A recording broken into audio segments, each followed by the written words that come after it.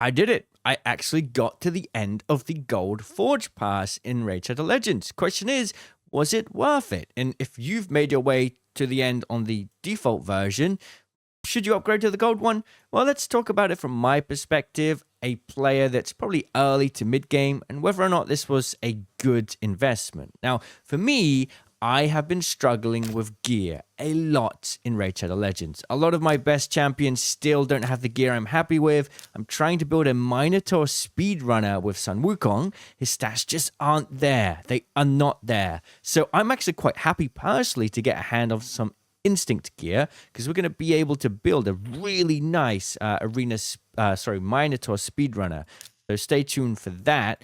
And also, I just have a massive gear deficit across all of the other champions beside like my main four, right? I want to build Armaga, I want to build Geomancer, I want to build War Maiden, I want to build Haikatoon. All of these champions, even Uugo, Doom Priest, Renegade, Taragi the Frog, they are all running terrible gear. And as a sort of early to mid-game player, that is a massive problem. So was it worth it? Did it help me in my goal to getting better gear and progressing my account versus other options, say, in the store? Now, one thing that is definitely worth it is to use my QR code on screen or the link in the description if you're a new player to get 4 amazing epic champions as you level up, and the choice between any of these legendary champions within 48 hours of your account starting.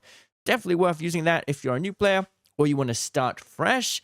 It's much better than all of the rewards you may have had in the past, so consider that. But besides that, what about the Forge Pass? Well, I'm going to be breaking it down by going and looking at what instinct gear we could potentially get. Now, instinct gear is not the best gear in the game, okay? And a lot of people kind of downplay it as being one of the sort of lower tier gear sets. Reason being, you have options like Savage, which ignores 25% of enemy defense, whilst the gear for Instinct only ignores 20%, right? And you get a plus 12% speed boost, whereas Speed gear gives you more speed there as well. So overall, there are better sets, Cruel, Savage, and sort of all of the higher tier late game sets. Guess what? As a mid-game player or early to mid-game player, I do not have access to this stuff. I literally cannot get my hands on that gear. And I can get some Savage gear, but sometimes Savage is not enough. Like 25% of enemy defense being ignored is great, but it's a 4-item set, which means I can only run one of those alongside like maybe a speed set, and that's okay, but I don't have a bunch of Savage gear. I'll run it when I can, but I don't have it. So being able to get a hand on instinct gear actually opens up a lot of opportunities for me, right? I now have the option to put a 4 set onto, say, my Wukong or other champions that need it to get a bit of speed and a bit of ignore 20% defense, which is going to help me in a lot of areas of play. So I personally found this very useful, and we'll look at upgrading this mythic set at the end of the Forge Pass in just a second. However, I do want to point out what the comparisons are in the store, right? Forge passes alongside other options. Is it still a good trade-off? Is there a better purchase option? Well, I personally do believe the daily gem pack is still the best option to go for if you do want to be a bit of a spender. Definitely number one, best thing you can go for. Daily energy? No, I don't think so. The daily gem pack is such better value. We talked about this in a previous video. The amount of energy you can get from the daily gem pack is more than daily energy pack, even though it's half the price. Funny thing there. But besides the daily gem pack, I personally don't believe there's a single thing in this game that's more worth it than the Gold Forge Pass. And this is from the perspective of a early to mid-game player. Late game, you may not find as much use in some of this stuff, but for me, very much so. So now it's time to craft some of this instant gear that we've got from the Forge Pass. A lot of it's from the free Forge Pass, and a lot of it's from the gold version. So what I'm trying to do here is get the gear I need to turn my Sun Wukong into a really strong Minotaur speed farmer. So we're going to need some specific things here. We're going to need some pretty high HP or defense, or both. 200 speed, 300 accuracy, 100% critical rate, and 200 critical damage. Now, at least, right? So what we're going to need to do first is probably take him off this lifesteal gear, which means we're going to need to get a critical rate % gauntlet. And honestly, the forge is the easiest way to get that. So I'm going to put this rank charm in to get 2 times chance of highest rank, 2 times chance of higher rarities, and then we're going to go for 2 times chance of getting gauntlets and 50% chance of critical rate % substat. I mean, I'm happy to get that, to be honest. This still doesn't mean the primary stat is going to be critical rate, but if the stats look pretty nice, we may consider reworking it. So let's do it. Let's craft 1 to begin with. I'm not here to try and like get a bunch of gauntlets. It's a weapon first and foremost. Okay, no problem. Let's do another one. We're just going to keep rolling until we get a gauntlet set here. Another weapon. At least we're getting a lot of 6 stars, but I'm not out here to get a bunch of weapons. We've got boots with attack %. Okay, we keep going. Hopefully, we'll get this eventually. Gauntlets, attack %, attack, and speed. Okay, we'll go a few more times. We've got 33 gauntlet charms, so we're going to try our best here. Gauntlets, critical rate, speed, and attack %.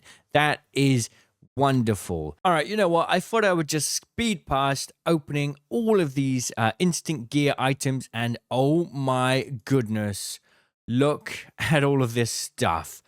I've got a lot of stuff to go through now. I suddenly have a bunch of gear that is going to help me a lot, like massively in the game. So honestly, this was the best investment I could have asked for my stage in the game. Now, one interesting thing is I'm trying to find out which items are going to work best, particularly right now for my son Wukong build, but I'm going to put things to the side for other things as well. Now, I did get really lucky here on a, let me find it. I think it's this one here, a HP % gauntlet with defense % rolled, a triple roll. Now, I might rework this and hope that we get critical rate.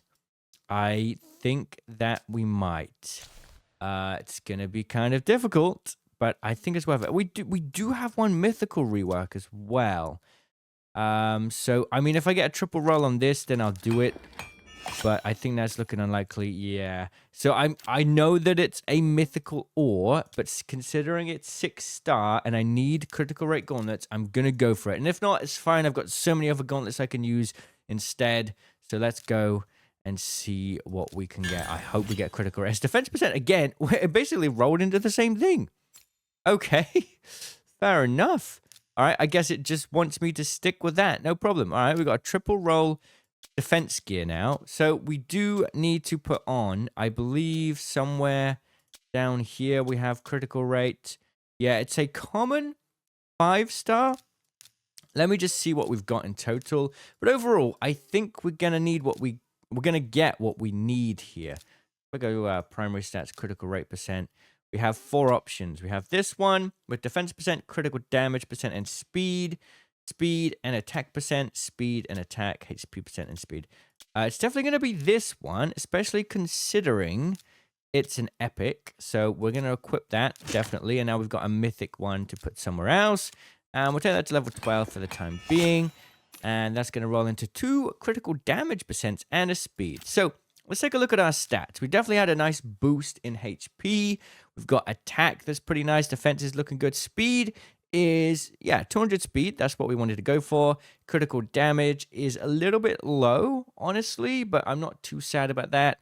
And accuracy is also quite low, but we can work on that. And then, of course, our critical rate is the most critical issue here. It is currently sitting at, 81%, but I'm going to upgrade this.